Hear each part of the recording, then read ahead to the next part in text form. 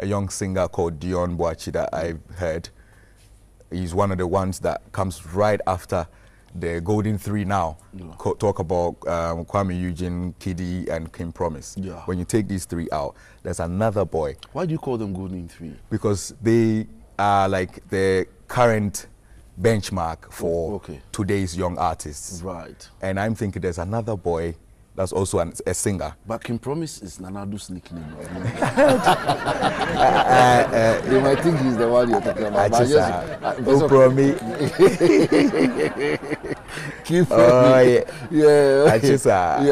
Yeah, you know, so watch out for Dion Boachi as well. Okay. Yeah, you know, I don't know if you've spotted him, but he's also good that I think I don't mind giving him a platform to showcase what he's got. Samini, let's talk about beefs in your industry. Is it relevant?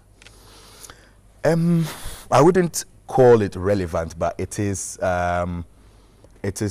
part of the genre that I find myself in, because then it's the competitive aspect of the genre where people want to experiment their lyrical dexterity. People want to challenge each other's lyrical sharpness. But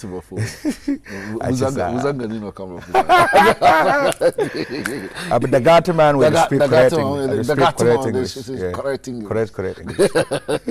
So you know, people want to show each other how tough they are when it comes to lyrics. In the aspect, no, you can't shun on it. You can't, you know, disregard. Say, what I would push for is that guys be constructive when you're choosing your lyrics. Be, you know, mindful of where we find ourselves from the part of the world, culture and everything, morals and everything. We should speak of that when we go to the world, because this is the untapped part of our race where we have to come and represent what is not watered down. So if you're coming as an African dancehall artist and you're battling, your lyrics and your vibes should represent someone with culture and value.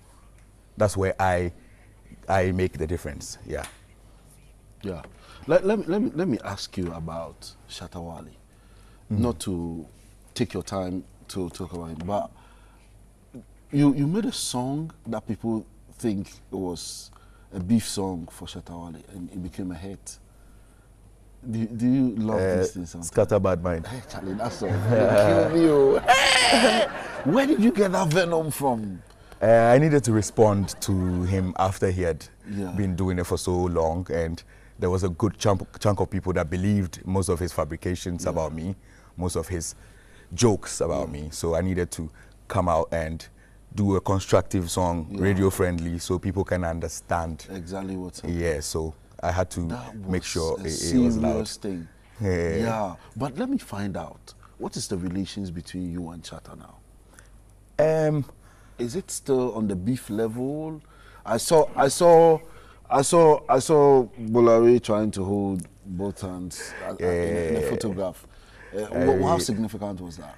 I think we all met at the lobby.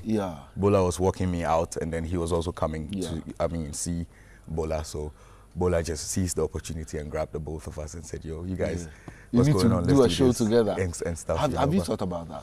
Yeah, but that's big business. So we're waiting for the short callers to come. The coins to flow so that. But would you do that? Yeah, I would do it. I would battle one-on-one. Would you do a song with Shatta or something? You never say never. That's going to be a huge one as well. But how friendly are both of you? When we meet as colleagues. Recently, I've heard him comment that in a video that you are now a carpenter. He should concentrate on his trades. Is it because you had a hammer or something? He should concentrate on his trades. You know. But are you still the African dancehall king? That is a genre I created, so I'm a king of that. Until you are no more, you are still the king. I believe that. I believe that as well. And how is this taken out there in terms of the foreign market for the African dancehall thing? It's huge. It's huge because... How contradictory is it with the Afro-pop and all of that? It falls under one, you know, black entertainment, urban black entertainment. You know, so dancehall is a part of it. You have R&B, you have hip-hop. So when Africans are doing it, it becomes Afro this, Afro that, Afro that. But then it's still black music back to Africa, and Africa is doing it from the authentic point of view. So then it becomes, they want to rebrand it, or like they want to specialize and say, this is from Africa. Yeah. And we feel proud about that, and we also want to be known as those from the continent that the guys that are doing it actually came from, can do it. Yes, sure. Yes, and we can only do it just because we are the origin. You know, so Ghanaians especially, or West Africans especially, do the dancehall slightly closer, or I must say almost the same as the Jamaicans do it because of the history. Yeah, you see, 90% of the people came through the West African coasts. Yeah. So I believe that that's how Ghanaians. we all have the same ears and we can relate. Yeah. So when we meet them, even talking, he speaks Patois, and because you've been speaking Pidgin, you can get it. And when you're speaking Patois to him, you can speak it to him back, and all of that. So I think is already one big market that's there. And then the numbers as well. The Jamaicans are still less than 5 million people, and Africa is like millions and millions and millions of people. And we embrace reggae so much that when a reggae song is a hit in Africa, a Jamaican artist would want to see the fans out here, see the numbers, you know. Yeah. It's interesting thing you are sharing with us. I hear you are promoting a new song. Yeah. And before that, Charlie, my own too, the blue and white. Hey, Charlie, if you see any chick, you won't play that song. That song is beautiful. Yeah. But what's the new one you're promoting? I'm pushing Obimbra. Obimbra is a song I did to speak for the rape victims who are usually quiet. So I'm just encouraging them to talk, and I'm trying to throw light on the fact that it's an area where we need to look at and try give the people the forum to come and speak about their issues, so that at least it goes halfway to help them, you know, get some sort of healing or some sort of relief. So Obimbra is an initiative, and it's still a song for the reggae album I'm working on. Have you ever been a rape victim before? I must say, to a good extent, I have been a victim of abuse. Rape, not rape. Not. I wouldn't call it rape. I would call it abuse because if an older woman is trying to introduce a younger person, it's super rape. Yeah, it's super rape. But when you're also interested in whatever they're introducing you to, and you're not so forced, but you are introduced to it in a nice way, then it's not much of a rape. How nice are you introduced?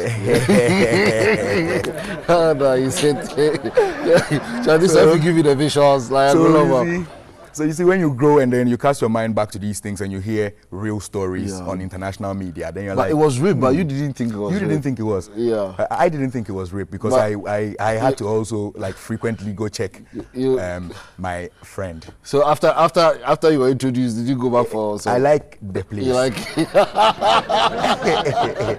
I like the place. You like the place. Yeah, you will go there more often. Nice place. But now you think that people should be aware. Yes, and I know that there are people that are going through that as well, that aspect as well. And then there's the real issues of people that are actually raped, females that are forced beyond, I mean, against their will and raped. That's like the real stories. I hear that if you get to the junction and they say no, and you don't branch, and you go straight, you can be charged for rape. And the junction, just before you go, the junction, I changed my mind.